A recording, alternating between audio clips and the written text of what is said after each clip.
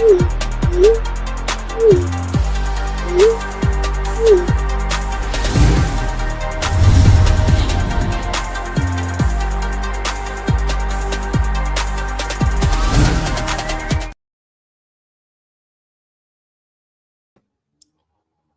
right. Good evening to those of you on the East Coast. Good afternoon to those of you on the West Coast. I'm your host, Brandon Troy, co-creator of Movers and Shakers Unlimited. Thanks so much for joining us wherever you're watching from. As you well know, every week we try to make it a point to give you the goings on in the world of pop culture in our weekly podcast known as This Week in Pop Culture, in which we give you the breakdown of various things throughout pop culture, whether it is local news, whether it's sports, film and TV, and the like. And of course, I'm not going to be alone in talking about these said topics. So without further ado, after after a bye week, so to speak, it's my pleasure to welcome co-host Mr. Spillman Trueheart, aka Spills. What's going on, sir? Oh, we got you muted, sir. Go ahead. Gentlemen, what's going on, ladies and gentlemen? We're here. I was on some slight travel, which is great because we're doing the travel and adventure show. Let's There go. you go. Let's go. Let's go indeed. So, Spillman, we had a number of things that happened this week. Of course, we're going to be talking about, as you guys can see in the background and you see in the title, we're going to, of course, be talking about the wrap up of the Travel Adventure Show, the 2-day show that happened here in the nation's capital this past weekend. But we had some other things that went down as well, whether we are talking about film and TV with some announcements that were made, as well as a new trailer that dropped, along with some sports news as well. So without further ado, shall we dive in? Let's get it. All right, excellent.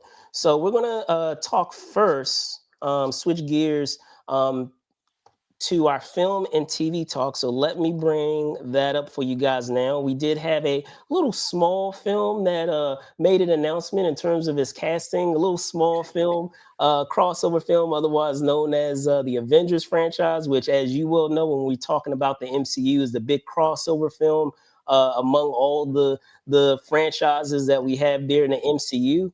And this week we did have some interesting strategy that was used by Marvel Studios, in that we were provided a glimpse into the cast of Avengers Doomsday in a unique way. Instead of dropping pictures of various actors or having actors appear on screen, instead we had some casting chairs in what was it, a 5-hour live stream of each of some of the cast members that we're going to have in the upcoming mega crossover blockbuster. So Spillman, I have to ask your thoughts. Did you like the strategy that was used here with the casting chair? Did you think it was a little bit unnecessary? Because I know there was mixed feelings out there. What are your thoughts? I think that Marvel did a good job with this rollout. I think that honestly, the last couple of Avengers, well, actually, the last Avengers was Thanos, so we can't really say the last one was bad. It's kind of like my last album was The Chronic. How can I fall off? But but clearly, like some of the other like side projects and stuff haven't hit as well as they wanted to. So I feel like them just saying, we're not going to show you a bunch of a hubbub to ruin the movie. We're just going to tell you your favorite people are in it, and also some of the people that I myself, you yourself, have said on this very air have said, hey, why don't y'all just get to it? Stop showing it to us and just show it to us. Show it to us. Let us see it. I'm really excited about it. I think that they've done a wonderful job with the casting. Some people were missing. I don't think I saw Mark Ruffalo and some of those kind of people, which is cool, because I think it's going to be the Avengers and Doctor Doom and the Fantastic Four and the X-Men, and that's more than enough characters. You can't. It low key. I think another thing we don't understand is with the Avengers, they be popping in and out, man. You got to get some new Avengers in there and get the old ones out and do that whole thing. So yeah, that's very cool. Joseph Quinn, all these guys. It's very cool to see all these. I like when they did what's your boy's name? Paul Rudd, and they had him have a little chair. That was very cool. Yeah, that was definitely a nice touch. Yeah. So I don't know. I'll say this, Spills. When we're talking about just we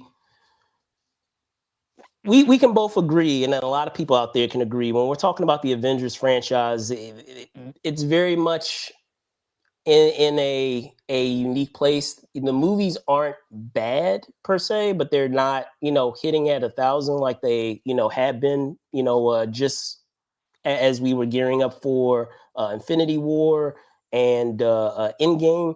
So many of those films are stand on their own and are great films. I mean, I could go down the line whether we're talking about Winter Soldier, whether we're talking about Civil War, whether we're talking about Thor Ragnarok. There are a number of them out there. First Iron Man, of course. So hopefully, uh, with the characters that we have here, I know a lot of the characters I feel were givens when we're talking about the MCU. But I will say that when it comes to the reveal of the X-Men characters, while some of those were also I feel givens, it was nice to see some OGs, make an appearance that I never really anticipated would make their appearance in Doomsday, maybe in Secret Wars, but not in the Doomsday installment.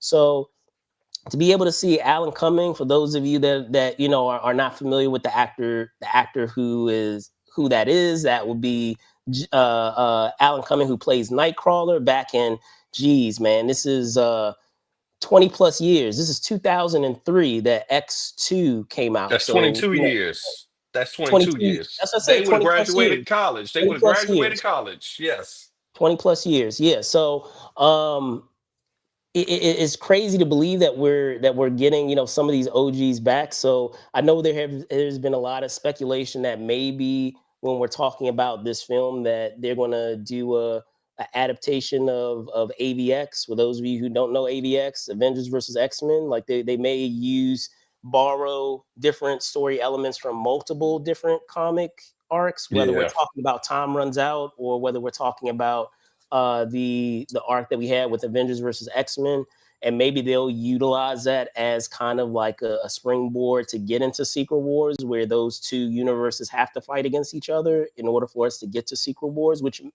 I feel like is a easier way to kind of uh, uh, tell that story, because a lot of times, Spill, we kind of take for granted that we are more in the know in terms of how deep the comics can go and how convoluted some of the storylines can get. And when we're talking about our casual fans out there, casual movie fans, there has to be a way to be able to kind of bridge that gap that doesn't alienate those audiences, and allows them to be able to grasp certain story beats and be able to digest it better. Because sometimes, as you will know, a lot of those comic stuff, as well as my fellow comic book heads out there, those comic book stories can sometimes get really convoluted and Hmm. complicated, sometimes for no reason at all. So um it will be interesting to see. I will say this though, my only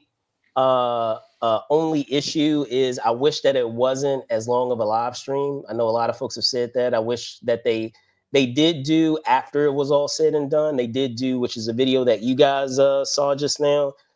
They did a quick recap of all of those cheers, because they kind of, if memory serves, was like every 13, 14 minutes they added a new cheer, which folks don't have that kind of time, man. Like it was during the week. It was what day of the week was that? I want to say it was Wednesday that they ended up doing this. Let me just confirm now. I want to say it was Wednesday, but yeah, people don't have that type of time during the week. And don't get me wrong, folks love their Marvel movies, but yeah, we don't folks don't have time to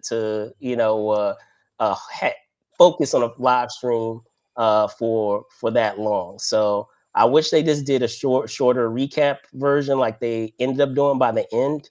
And then also, I wish that they had saved using this tease later instead of doing it before one of their releases, because another issue with and I don't think it may have, they weren't really thinking about it, was just the idea that you could be spoiling an upcoming release based on the folks that you are announcing.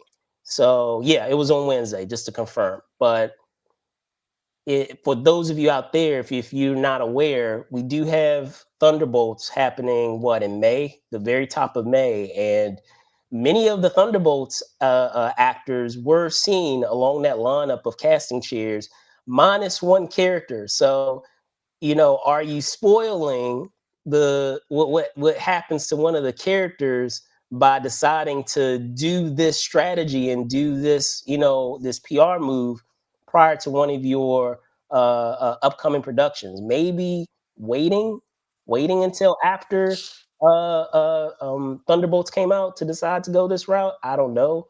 I mean, you could have done this as your end credit scene, because it would have, got people to added, more attention to the film by maybe doing this strategy as an end credit scene, like, hey, like, we were going to do a surprise casting announcement towards the end of this film and drop it at the end, or drop it after the film has come out and been out for maybe a couple of weeks, because I mean, it's in production, but it's not coming out this year. But at least it allows folks to not get spoiled on the upcoming release. I don't know how you feel about that part of it, but otherwise, in terms of doing the casting chair, I do like it. I just wish they condensed it and released it later, so it didn't spoil an upcoming movie, because I feel like it is spoiling an upcoming movie. I have a secret to tell the audience. I wasn't Uh-oh. watching no Okay. 15. I wasn't watching no 5 hour live stream of anything. It could have been a Oh, five I hour live wasn't stream. either. Yeah, I wasn't yeah. either, but I'm just No, saying. and like whatever it was, I was gonna wait till the end when they sure didn't let us see that one. I was like, all right, cool. Those are the people that are in it. Or I waited till someone else watched that 5 hour live stream. This is how you got to think. Like I don't have time for this. Like you said, I have a real job. I'm doing my real job. But yeah, I think it's very interesting what they're doing with this. It feels like they're doing their best to make sure that this does not flop, because they've you know they've had different success with different properties over the last few years since the Thanos arc. But Excuse they've me. been few and far in between. Let's be honest, though. They So have, but I you mean, I can feel count them like off your hand. I think they smartly decided we're not going to just keep releasing these movies and just shoot ourselves in the foot. Let's take our foot off the brake, because we was releasing too much. It wasn't special anymore. It Yeah, used to be that the Marvel movie was a special thing. Like when Iron Man first came out, that was pretty special when it first came out, like all those years ago in 2008. So I think that by them, because at a certain point, right when the Infinity Wars and stuff came out, it might have been 4 movies a year. That's too many movies. yeah, that's too That's too much. many movies. That's $200 worth of movies for most people. Don't nobody want to spend $200 at the movies But for the are same you movie, okay? essentially. Let me ask you this part. Are you okay with them releasing it now versus waiting until after Thunderbolts comes out? Do Yeah, you no, have I'm any okay problem with with that? that. The people are not going to go see the Thunderbolts. You and I are going to see Thunderbolts. We're going to love it. It's going to be great. I don't But know. also X-Men versus Civil War was started with the Thunderbolts, kind of. Um, in the comic books. So I think they're going to use that starting point to do the X versus Avengers. I mean, we'll see. Like I said, I We'll do see. believe I do believe they're going to borrow a lot of story, adapt multiple different story arcs to kind of simplify that story, because it gets kind of, like I said, it gets kind of convoluted. And for those that are not really comic book folks, it can alienate them, and that's the last thing you want to do. Especially if you're doing an adaptation in another medium such as film. But yeah, I mean, I just, as I said, I just wish I like the strategy. I just wish they condensed it and moved it to another time, because folks I feel like are sophisticated enough where they're able to pick up on that idea of, oh, okay, why is this person not in there? And I mean, with all of that said, there has been an announced kind of a indication that there will be another round of this. Like, this isn't the end, because they did have a kind of interaction, a back and forth, apparently, between the Marvel account and Robert Downey Jr. And the implication was that, okay, we're going to announce more people. So perhaps we will get that clarification that maybe that said character that's missing from the Thunderbolts will be included in the second round. I mean, there are noticeable people that are absent from this. I mean, what Doctor Strange, Spider Man are like key ones. So I will be interested going forward to see how they approach that. But Marvel, please, like if you feel like it's going to be a spoiler towards one of your upcoming releases, you have enough time. There are enough times where you can, announce your next set of a round of actors. I mean, we have what Comic-Con coming up, so that gives you more than enough time to wait until after Thunderbolts comes out. You already announced the Fantastic Four, so it's not really going to hurt Fantastic Four if you do it during Comic-Con. So I don't feel like you have to wait until after Comic-Con to do something like that. But what do you guys think? Those of you out there, do you feel or agree with this strategy that Marvel has used in terms of being able to promote their upcoming Avengers installment? You can let us know in the comments. Moving on from our film and TV talk, which starting today's show, we're going to switch gears to trailers, and we did have a new trailer for a hotly anticipated installment of the horror franchise known as Final Destination. This go around, instead of it having a numeric indication of which installment it is, we do have a new subtitle known as Bloodlines. So instead of it being, Final Destination 5 or 6, we have Final Destination Bloodlines. And in this new trailer, we're provided we're providing an indication not only of the storyline, but also we're given an appearance of the late, of course, Tony Todd, who recently passed away. And this is in contrast to, I guess you can say, we can all agree with the teaser was more of an extended clip from the film that they utilized with that teaser. So Spillman, I'm going to punt it over to you. What are your thoughts on what we had with this new trailer? Are you interested in what the route or the path that they seem to be taking with the franchise with this story that they tease in the new trailer? And are you excited to check it out? I'm excited to check it out. I feel like we talked a little bit about this film a We few did, weeks earlier, and yeah, now that the trailer is out, that's wonderful. I think it's a great opportunity for a whole new group of, let's say, 17-year-old people who are just starting out to drive to be afraid of overloaded trucks and other yes, kinds of very frightening situations that seem mundane but are also quite dangerous. Um, Final Destination is a great horror film franchise. I think it's great because, the monster isn't really a monster, in that because it's not like, something that's visual, it's never really a letdown because, like I said, to this day, I do not drive behind lumber pack cars. I'd be like, hey man, just get out of this lane because I just don't want nothing falling off that truck into me because that's a real right. thing that can happen in real life. So, very interested to see what they do with this. When is this going to be a summer blockbuster or is this going to be Yes, it later in the is. fall? It is a summer blockbuster. I believe. I want to say, if memory serves, let me just pull it up here for you. But I do know for sure that it is a summer release. Hold on one second here, folks. I want to say it's May, but yeah, May 16th. May 16th. So Can yeah, you hear me? that's Yeah. great. I think that's going to be a great opportunity for the horror films. Horror films did well this year in the Oscars for the first time in my memory. I don't remember the last time they did really good. Maybe Jaws or something like that, 40, 50 years ago. So it's a good time for the horror genre. I think that, just getting back out there with good movies will help the genre and also will help cinema sales. Because, we did talk about the Marvel movie in the previous block, but having some variety at the theater always helps, because, even Brandon and I are so lucky. Brandon gets free movies all the time. I get free movies because we're lucky. um But when you're paying for your own movies, you would like to see that the movies are entertaining. So I think this is a push in that right direction.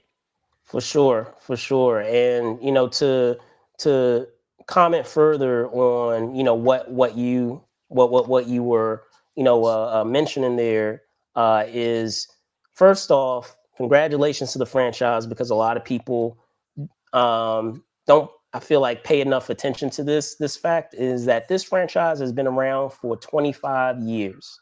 So you very well may have some folks that are have grown up with the Final Destination franchise within that 25 years. That's nearly a generation. So congratulations with the franchise for that because that's not a common thing to be able to say that you've been around for 25 years. First film came out in 2000. So congratulations on that. I am interested to see how they're going to connect the dots. As I said, it seems like based on what you have with the subtitle there with Bloodlines is that they're trying to connect the dots with other franchises in an interesting way, kind of saying that there's, I guess, and I could be wrong about this, but it seems based on what they explained in the trailer that and I guess an event that happened earlier, earlier in the timeline, affected all the other events that we have going on in later franchises, and kind of created a ripple effect that created all these branches. I know we were just talking about Marvel, right, with all of these alternate universes and things, but just that idea that it seems like the way they are explaining it from that trailer is that you have this major event that happens the furthest that we've ever been in the timeline that we have for Final Destination, and because of what didn't happen at that time, it causes a ripple effect that causes death to create all of these other major events further down the timeline to kind of uh, uh, uh, deal with all of these loose ends from this primary event that happened, earlier. So I do feel like that is an interesting, approach to kind of still pay homage to what came before, but still allowing you to go in a different direction because they haven't really, if memory serves from what they've done thus far, most of all the installment spills have pretty much been self-contained just with that individual installment, and they haven't Hmm. really connected. I mean, let me not say that they have connected it in. I want to say the last.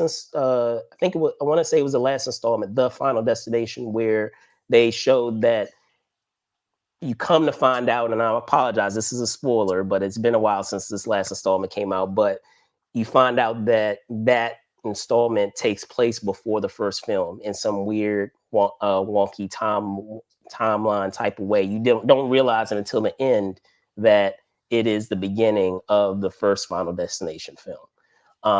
But still, with all of that, granted, with all of that being said, I do like the idea of still paying homage to each of the installments and still giving them merit and still having them count without uh, uh, taking away from the initial installment that we're watching, and taking it in a further direction. So uh, again, the film comes out in May. Excited to check it out, and we'll see. Because I mean, it's a jam packed summer. I mean, we have a lot of films that are coming out this year. I mean, I just talked about Thunderbolts that comes out at the top of May. We have this film. I know in other shows we talked about Jurassic Park coming Hmm. out. We have Fantastic Four coming out. I mean, we have a jam packed summer with a lot of things, major releases and trailers. Superman, you forgot the Superman. Superman movie. And I mean, we don't even have time to talk about it today, but I know what you did last summer. That's also coming back this summer. So, so many things to look forward to. Hopefully, they do not disappoint. In being able to, whether we're getting a revisit of stories that have we thought were long since wrapped up, or getting new installments to a lot of these current franchises. So we shall see. But that's going to wrap up on what we have for film and TV talk, or I should say, not a film and TV talk, but our trailer alley. Excuse me. So, for those of you out there, those of you that are horror buffs out there, what are your thoughts on what you saw with the Final Destinations Bloodlines trailer? Are you excited to have a new installment in this franchise, this 25-year franchise? And also, are you also, and I know we didn't really even talk about this, DC native, the late, Tony Todd. Are you excited to see Tony Todd to take the screen one last time? Just as a final hurrah in terms of, all the awesome work that he has given us in the performance that he has provided in his filmography. But let us know in the comments. We're going to switch gears over into sports for our sports cooler talk, and we had a couple of things that did go down. We did have some news on the football end, and then also on the hardwood with some injuries, as well as a said athlete that's being honored. So we're going to first start with football, with a contract that was that was reached this past week, and I'm gonna bring that up now with Mr. Russell Wilson. So this past week, as I said, in the said world of sports on the gridiron, this past Tuesday, news dropped via ESPN's Adam Schefter that QB Russell Wilson reached an agreement on a 1-year deal worth up to $21 million, which includes $10.5 million guaranteed with the New York Giants.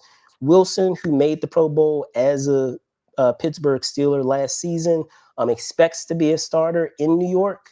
Spills, I will punt it over to you, pun intended. What are your thoughts on Wilson's contract with the Giants? As a fan of the much lauded new Washington Commanders.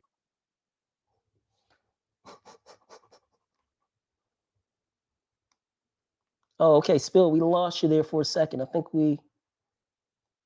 Hold on, give me a second. All right, here we There go. we go. Go ahead. All Yes. right, ladies and gentlemen, we're back. I didn't leave, but I'm still here. But yeah, Russell Wilson, that guy's a scrub. Sure, he did beat us last year when he was playing for the Steelers, but the Steelers and the Giants are two different franchises. I feel like this was a move because Russell Wilson is married to Sierra, and I think that because Sierra Wow. is a superstar, she ain't want to live in Pittsburgh no more. She was like, "Oh yeah, no, let's get back to the big city. I don't want to live in Pittsburgh. Too many people recognize me here. I can't buy any shoes. Russell, I'd like to buy some nice shoes, please. Get me somewhere where I can get some shoes." Which I understand.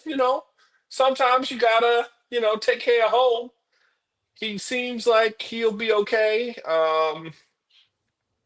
It's interesting. I think they also signed Geno Smith. That's very interesting. So for the first time in history, the Giants are purposefully starting a black quarterback, which is a thing, but with the way things are, we can't talk about stuff like that. So it's just very Yes. interesting. He won't be saying Broncos country, let's ride, but he'll be a Giant, so we'll see. I think he'll be fine. That's going to be a terrible team. They don't have any position players that I can think of.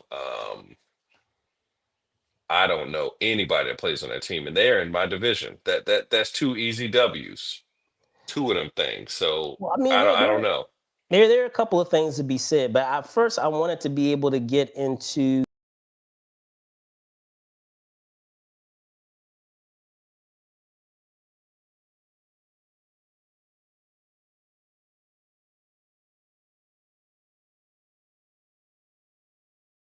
a shout out to, let's see, to Sport Illustrated's Albert Breer, and these are some of the details that we have here with this contract. So apparently, as I mentioned, it's a 1-year contract. 10.5 million of this deal includes $8 million signing bonus with 2 million fully guaranteed, as well as a 500,000 workout bonus. There's some performance incentives as well. Wilson can make up to 2.5 million in playtime incentives. So if he plays 65% of the snaps, he'll get 500,000.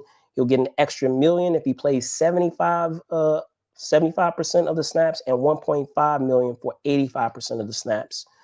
This also includes 2.5 million in performance incentives. So gets 500,000 if he has a passer rating of 96.0 and 500,000 for is 64% plus completion percentage.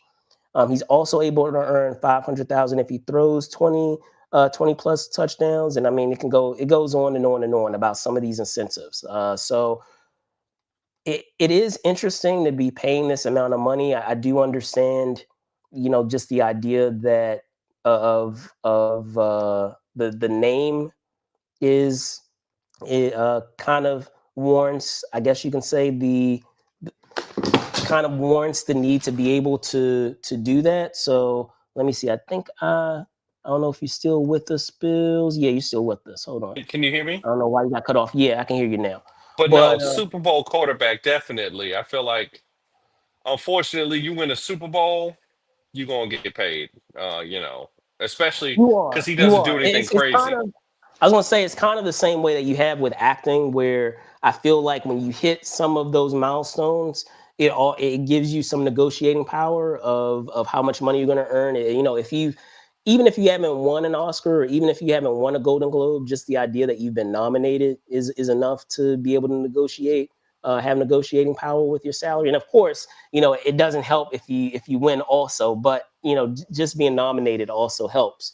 So in the same way here, I feel like you're absolutely right, but it is interesting the idea that you are paying this amount of money, but you do have a household name quarterback. You have someone who has experience, and as I mentioned in the description there, he doesn't really have an intention of like mentoring anybody. There is the intention of him actually starting, and that's what his plan is. He's not, from what I understand, planning to kind of sit back and mentor whoever is next behind him to be that franchise person. He is going to be that guy, and that's what his goal is to be that guy for the team. But 1 year, I don't know, because like this spills when it comes to sports.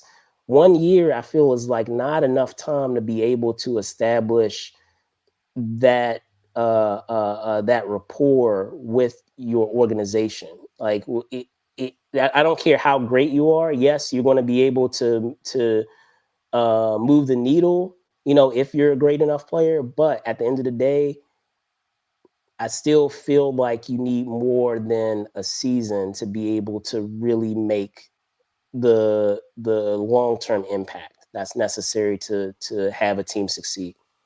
I don't know. He got the Steelers to the playoffs on like 9 games last year, 10 games, something like that. He didn't play most of them games, and he got them in the playoffs. So I don't know. We talked bad about Russell because he had that tiff with Future, but that ain't football. That's people talking in barbershops like that.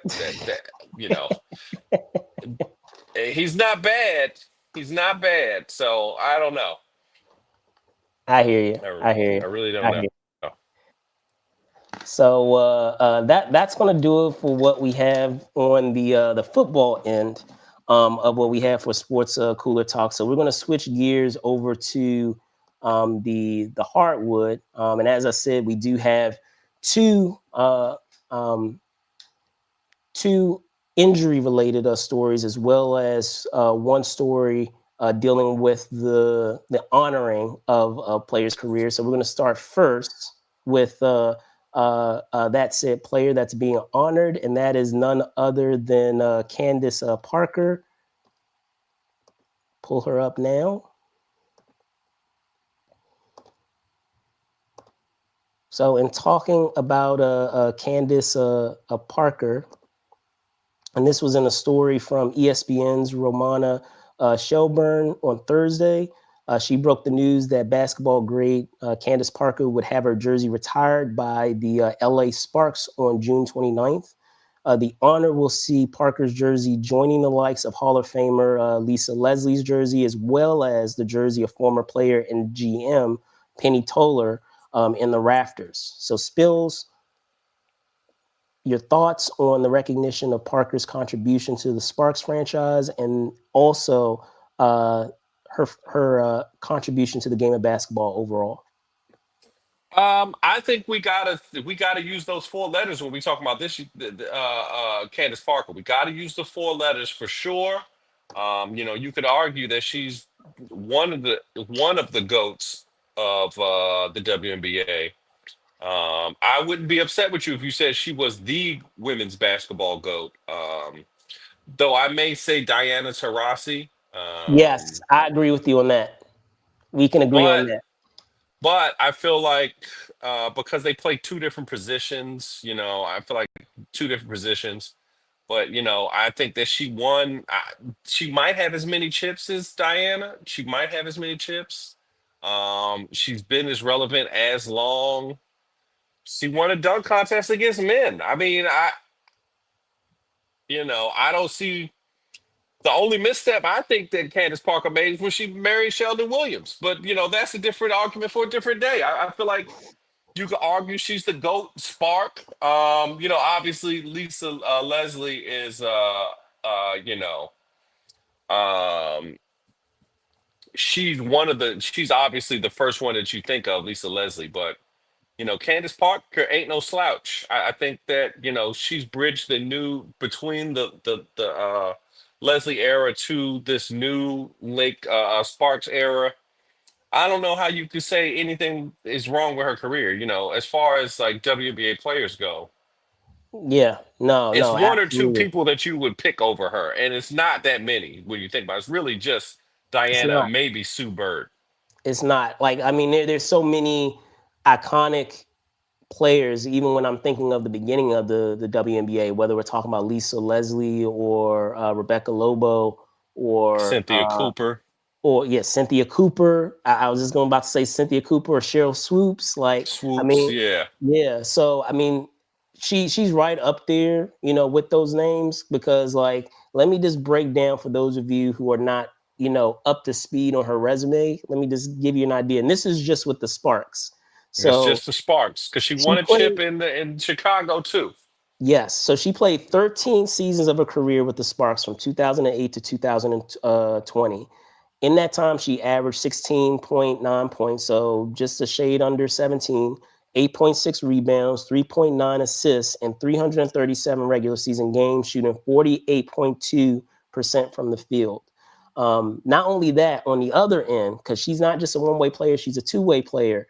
For defensive tenacity, she averaged 1.6 blocks, so almost 2 blocks a game, and 1.3 steals per contest as a spark. Now, considering those career averages, this is why Spillman gave that four letter argument. 3 WNBA championships, delivering the Sparks' third and most recent WNBA championship in 2016, and earning Finals most valuable player honors. Let's see, during her tenure, she was named the WNBA MVP twice in 2008 and 2013. She won a 2020 WNBA Defensive Player of the Year award and was also chosen as an All-Star 5 times. Now, these are all-time stats. Just giving you all-time stats with this franchise. She's number one in assists with 1,331 assists. She's second in the franchise for rebounds, defensive rebounds, free throws made. She's third all time with the franchise for points, steals. I just mentioned 1.3 steals per contest as a spark. Third all time in field goals made, field goal percentage, and 3-pointers made. And she's fourth all time with games played, as well as fourth all time for offensive rebounds. So, you know, she has an insane resume, and as I And we said, ain't even talk about her college. We didn't even talk about college. that's just with the Sparks, folks. That's just with the Sparks. So it's incredible what she's been able to accomplish, and I'm surprised, she hasn't been recognized sooner, honestly, and that it's taken this long to be able to recognize, how great she was.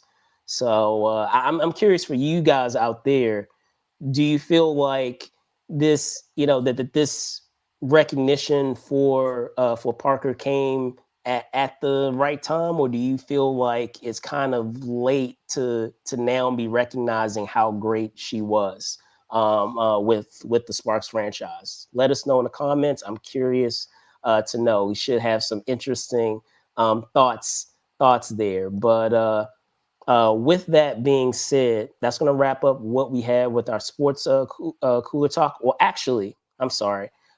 We did have two additional stories, as a matter of fact, dealing with injuries before we wrap up what we had with sports cooler talk.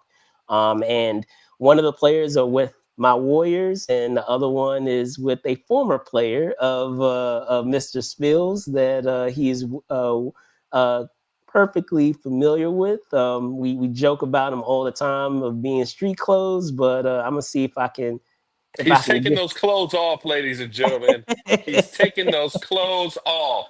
He's put his uniform on. I feel like But I yeah, should have so said just that first. He's put his surrounding. uniform on, not taking his clothes off. That's a weird way to say Yeah, I was about to say, but it. this is of course surrounding AD and Gary Payton the second. Let me get him up here now, or them up here now. So one had returned to his franchise, that being AD, and one unfortunately sustained an injury, that being with Gary Payton the second. And this was in a story. Both of them, in fact, were from Shams Charania this past Thursday. We did receive news that Gary Payton II was revealed to have a torn ligament in his left thumb. And as it stands, he'll be out for an indefinite period. He sustained this injury in the loss against the Heat on Tuesday. And then we also had the return of AD, who this past Monday recorded 12 points and 6 rebounds in a win against the Nets. So, Spillman, I want to punt it over to you. What are your thoughts on the return of AD that we had, as I said, this past Monday, and the update regarding the severity of Gary Payton II? The return of AD is kind of sad because it almost came 3 weeks too late. Like I feel like maybe Kyrie wouldn't have got hurt, but you can't talk about maybes. What happened had happened. Yeah, Um, since he was with the Lakers, he wasn't really a street clothes person like y'all said he was. He played a lot of the games for the purple and gold. he did. It's good He to did. see that he will be back with the Mavericks because they obviously need something because that franchise is hurting. Definitely an integral part.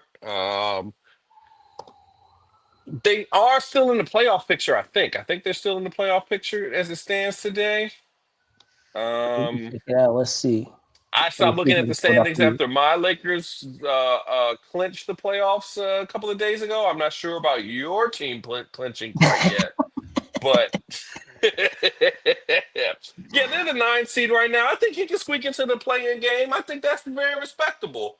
I think Anthony Davis needs to do that. That would be cool. And then Gary Payton. I'm sure y'all need him, but he's not. What you guys are like ready to you know move the whole word for. So how do you feel about the Gary Payton thing? Because I'm sure you don't have much to say about AD because you was a hater. No, no, I will say this. As much as I joke around about AD, he is a terrific player. It's just that he's so fragile. I think that's the thing that's so frustrating, is because of his fragility and his tendency to get injured so often. That's what makes him so frustrating. But when he's on the floor, he's an outstanding player. He's an all-time great player. And he creates matchup problems everywhere because of the skill set that he brings as a ball handler of a player of his size. Because a lot of people, aren't aware of this. He went through a growth spurt throughout his, I want to say, his high school years. So because of that, he had already developed a lot of those guard skills because he didn't anticipate that he would go through as much of a growth spurt that he did over that period of time. So he was able to, still keep those skills while continuing to grow. And as we talk about a lot of times when we're talking about basketball, right? You can't teach height. It's just something that you can't teach. You either are tall or you're not tall. And when we're talking about the game of basketball, that is a necessary trait that allows you to have an advantage that you otherwise wouldn't have. So and so when you're adding that guard package to a player of his size, that creates a matchup problem. Any in any position, whether you're talking about a player that is a guard or whether you're talking about a another fellow player, a contemporary who's also playing this position that's guarding him. But I will say this: considering the challenges that the Mavs are dealing with right now, it's hard to contemplate a reason as to why you would have him play, especially if you know that has a tendency to get injured very often. Um, I would have been more careful in having him play. There, yes, just as you said, in terms of the standings, there is a possibility of them still being able to make it into the postseason. But what are we playing for here? Like, are we playing to actually win a We're title? No, we're playing not. to keep Nico in his job. If Nico is going to keep Okay, that job, they got to make the that's fair. playoffs. That's fair. So, That's and he fair. traded for that tall Yeah, Bama. that's the So that fair. tall That's Bama the need only to thing play I can them think. games, brother. He got to Yeah, play them games. That's what they traded their yeah, life away. They yeah. at least can make the playoffs. So, So save I face. get what you're So to saying, save but you face, got to make the save face. playoffs. You I traded got you. your franchise that you got on a steal because you traded him from Atlanta. They stole him Saving from face. Atlanta. I So didn't it's a know why. Like CYA. on draft night, I was like, "That's a dumb trade. I would never trade It's a a, 6'8" dude it's a for a 5'10" dude," but they did it's it. a CYA. It's a CYA policy. I Oh got yeah, you. I got you. CYA It's a for sure. CYA policy. So that I could get that because in any other circumstance, and you can agree with me, if it was me and I had the authority to be able to say, hey, you're gonna play, hey, you're not gonna play, I'd rather have him sit out, give some developmental time for, players that are not getting as much rotation. So that way, they can provide a bigger impact when we are at full strength.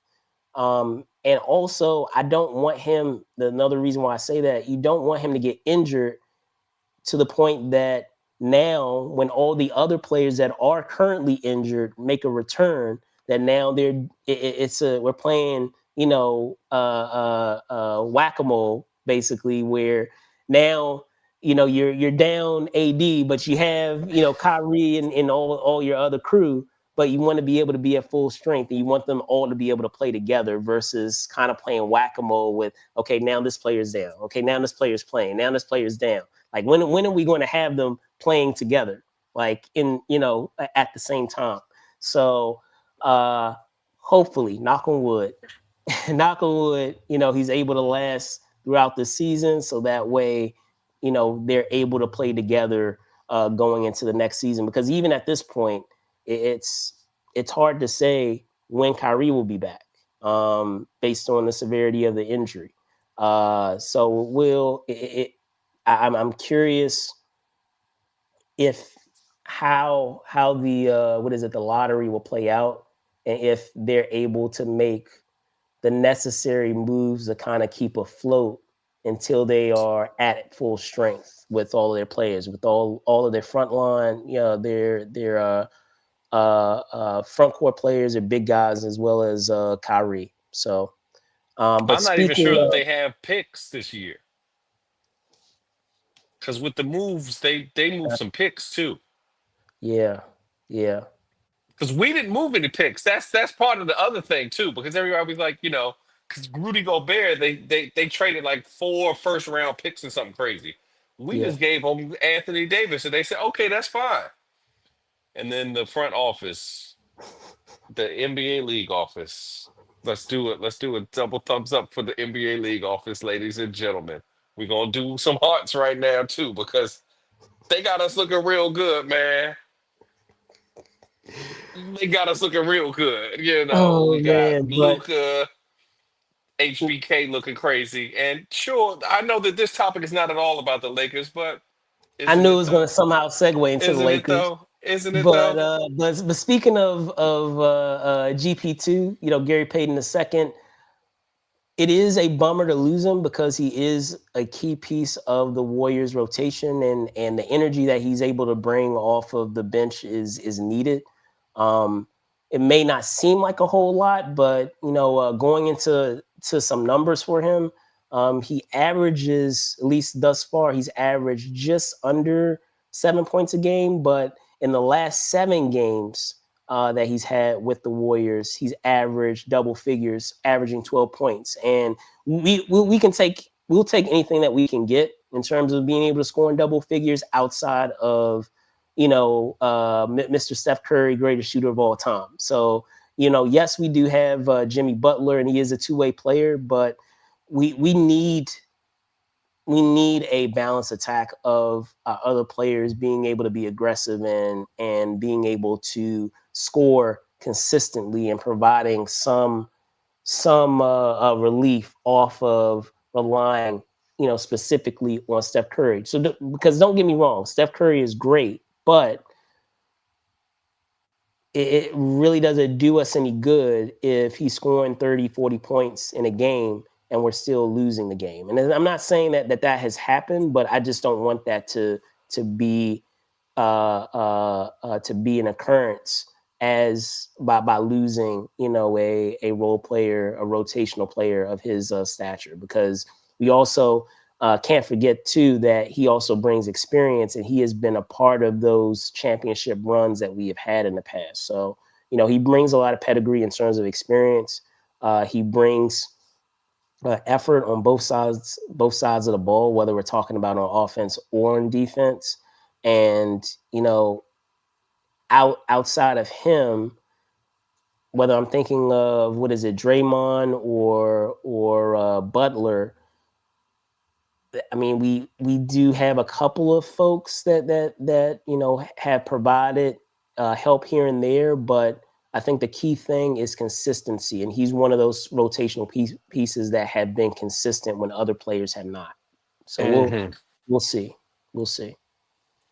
Good luck But with that. I hope you guys make the playoffs because we've already made our playoff seeding.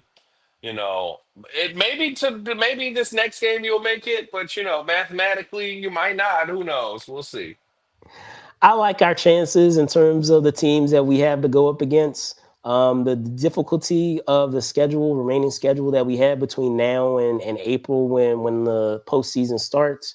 And we talked about this on another show. I do like our chances in terms of their schedule going between now and the postseason, which is just under a couple of weeks from now. So I'm not too concerned about them reaching the postseason. It's going to be more so the matchups that we have going into the postseason, because sometimes I feel like it makes a difference of seeing a team early versus seeing a team later, and then in some cases seeing a team later versus seeing them early. So I feel like that's going to be the real test is how everything is going to line up. Not necessarily making the postseason, but where, when it's all said and done, where we end up lining up at in terms of the standings. So that way we have a preferable a path through the postseason, which I feel is also going to be the case with your Lakers too, because I feel that there are a number of teams that I feel, and don't get me wrong, I clown on the Lakers a lot, but I feel like there are some teams that they do match up well with, but there are some teams that give them trouble. There are some Well, teams that sure, give there them are trouble. teams that give every team trouble because obviously we saw last year that Timberwolves team. No one would have thought that Timberwolves team would have gone to the conference finals, but somehow they did. They did, they did. You But have those we already in aberrations there, ladies sometimes. and gentlemen. You see that we're already qualified. That's love for the Lakers. Love for the Lakers. But we will see how that lasts, because as we are talking about injuries, we still got a couple of weeks, y'all, and anything can happen. So just remember Yeah, that when we have our future shows, if we'll be back here talking about anybody else from any other team yeah, going for into the sure. postseason. So you just never know. But that's going to wrap it up for what we have with Sports Cooler Talk. We are now going to dive into our main topic story, which you probably saw there in the background, which was for the travel and adventure show. So let me get that up for you guys now. And as I said, the travel and adventure show was a 2 day show that went down this past weekend at the DC Convention Center. And for those that may not be familiar with the travel and adventure show, see if I can get this here. Here we go.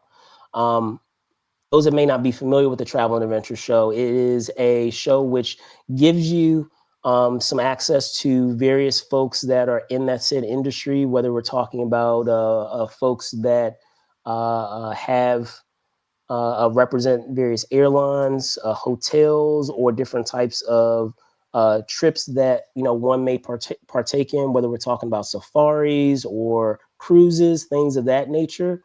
And so, as I said, this past week we had it as a 2 day show. It was great to be able to see what they had to offer.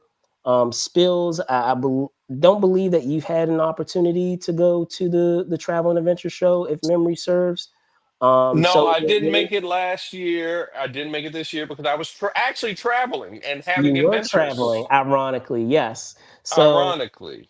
so I'll punt it over to you. Are there any questions that you have in terms of the show in and of itself, like what it has to offer, some things that you had questions about what is done there, because I'm assuming it may be related to questions that folks out there may have. Um, yeah, I mean, I think I remember from us talking about this in previous shows that the Travel Adventure Show has excuse me, a big focus on the adventure part of things. I think that the adventure part of life is what we live for. We're slaving away every day at these jobs.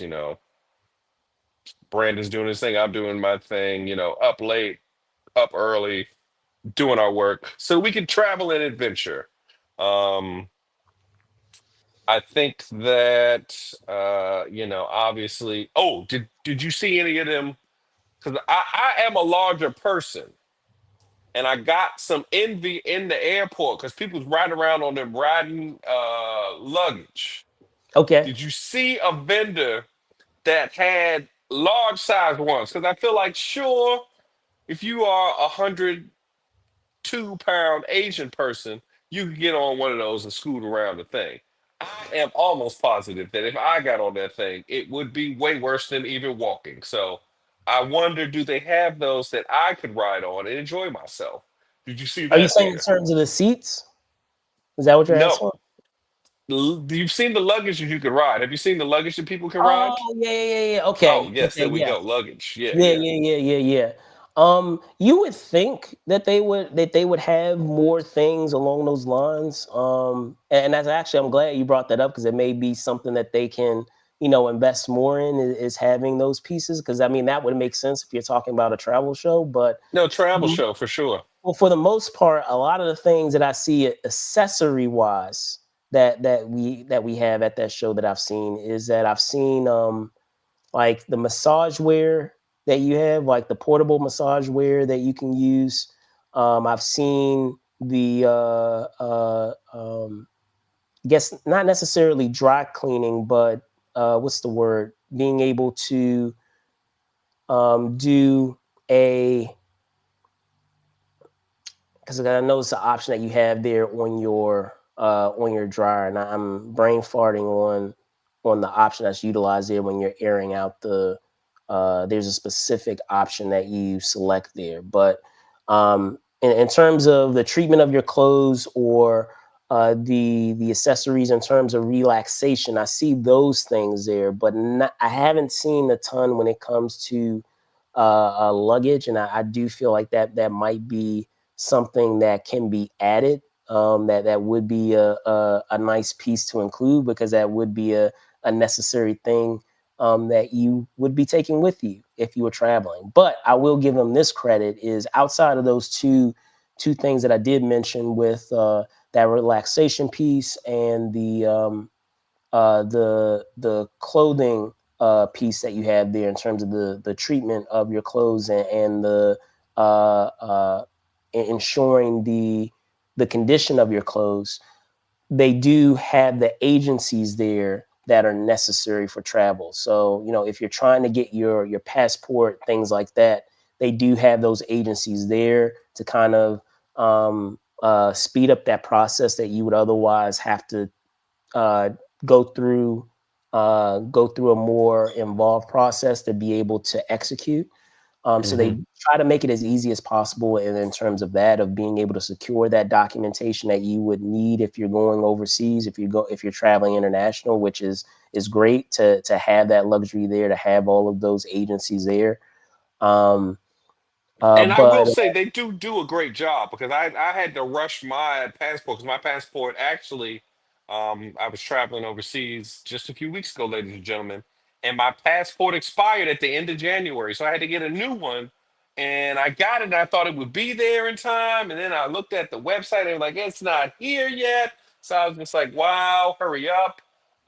And they got it to my house the week before I left. So wow, very cool. And also wow, they've there got you the go. new ones with the actual like Right, card in it. It's not just like a page anymore. It was right, very fancy. So right. if you haven't renewed yours or you need to renew yours, do it and you'll see it's very cool now. So Yeah, for sure, for sure, for sure.